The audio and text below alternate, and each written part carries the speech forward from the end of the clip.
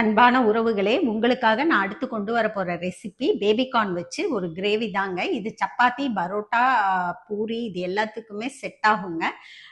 ஆனா நம்ம நார்மலா இது சப்பாத்திக்கு நம்ம வீட்டில் அடிக்கடி இது நம்ம செஞ்சுக்கலாங்க. அந்த ஈஸி தான், செய்யறதும் ஈஸி தாங்க. இது எப்படி செய்யறது அப்படிங்கிறத நான் உங்களுக்கு செஞ்சு காமிக்கிறேங்க. அண்ட் சப்ஸ்கிரைப் பண்ணாதவங்க சப்ஸ்கிரைப் பண்ணிட்டு பாருங்க. பேபிகார்ன் வச்சு செய்கிற இந்த கிரேவி சப்பாத்திக்கு ரொம்ப சூப்பராக இருக்குங்க. இது வந்து நீங்கள் இந்த மாதிரியும் கட் பண்ணிக்கலாம், இல்லைன்னா இந்த மாதிரி கூட கட் பண்ணி எடுத்துக்கோங்க. இதுக்கு தேவையான பொருள்னா நம்ம வந்து பெரிய வெங்காயம் ஒரு 2 வெங்காயமோ இல்லை 3 வெங்காயமோ பொடிசாக கட் பண்ணிக்கோங்க.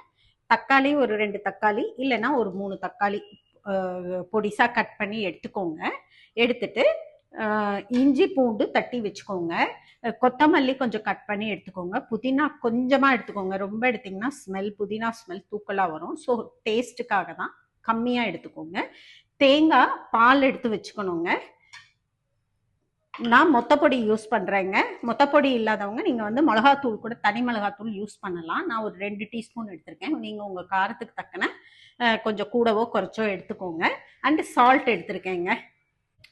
கடாயை அடுப்பில் வச்சாச்சுங்க. அதில் கொஞ்சம் எண்ணெய் சூடாயிட்டு இருக்குங்க. அது கூட கொஞ்சம் நெய் சேர்த்துக்கோங்க. நெய் சேர்த்து எண்ணெய் சூடாகட்டும். எண்ணெய் சூடாகிடுச்சுங்க. இதில் வந்து கொஞ்சம் கரம் மசாலா போட்டுக்கலாம்.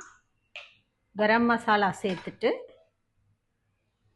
பொரிஞ்சு வரப்போ இந்த வெங்காயத்தையும் சேர்த்து வதக்கிக்கலாங்க.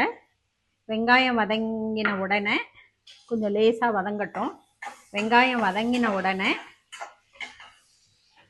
இது கூட தக்காளியவும் சேர்த்து போட்டு வதக்கிடணுங்க.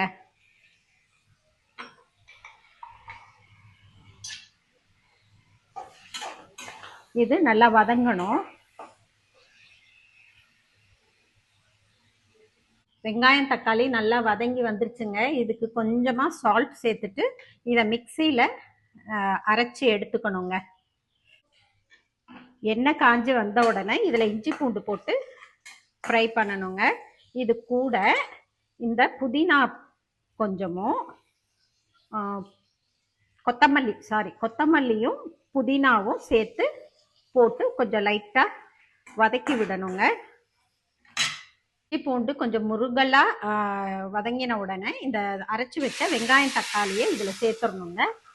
சேர்த்துட்டு இந்த மிளகாத்தூள் உப்புத்தூள் இதையும் இதில் சேர்த்துட்டு இதை கொஞ்சம் நல்லா வதக்கி விடணுங்க. இது கூட நம்ம கொஞ்சம் தண்ணி சேர்த்துக்கலாங்க. நான் ஏற்கனவே அரைச்ச அந்த வெங்காயம் தக்காளி அரைச்ச அந்த மிக்ஸி ஜாரில் இருக்க தண்ணியை தான் சேர்க்குறேங்க. அதனால தான் இந்த கலரில் இருக்குது. ஸோ அதையும் ஊற்றி நம்ம இதோட மிக்ஸ் பண்ணிடுவோங்க. இது கொஞ்சம் கொதித்து வத்தணுங்க. இது கூட இந்த நம்ம கட் பண்ணி வச்ச பேபிகார்னை சேர்த்துருவோங்க.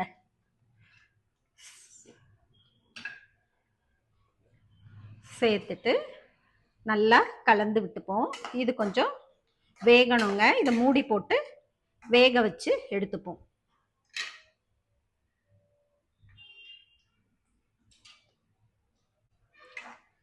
பேபிகார்ன் எல்லாத்தையும் இதோட சேர்த்தாச்சுங்க இந்த கிரேவியோட. இப்போ இதை வந்து நம்ம ஒரு மூடி போட்டு இப்படி மூடி வச்சிருவோங்க. இது வேகட்டும்.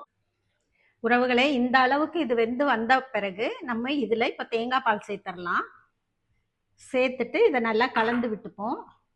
இது இன்னும் கொதிச்சு வத்தணுங்க. தேங்காய் பால் சேர்க்கலாம், இல்லைன்னா நீங்கள் இந்த இடத்துல முந்திரி பருப்பு கூட தேங்காய்க்கு பதிலாக அரைச்சி ஊற்றி நீங்கள் சேர்த்துக்கலாங்க. நான் தேங்காய் சேர்த்துருக்கேன். வேணுங்கிறவங்க முந்திரி பருப்பு அரைச்சி சேர்த்துக்கோங்க. கிரேவி ரெடி ஆயிடுச்சுங்க. Baby corn gravy. இது மேலே கொஞ்சமாக கொத்தமல்லி இலையை போட்டு இறக்கிடலாங்க. அவ்வளோதாங்க. சப்பாத்திக்கு ஏற்ற சைட் டிஷ்ஷுங்க. இது வந்து பேபிகார்னில் வச்சு பண்ணியிருக்கிறேன். சூப்பராக இருக்குங்க. ட்ரை பண்ணி பாருங்கள்.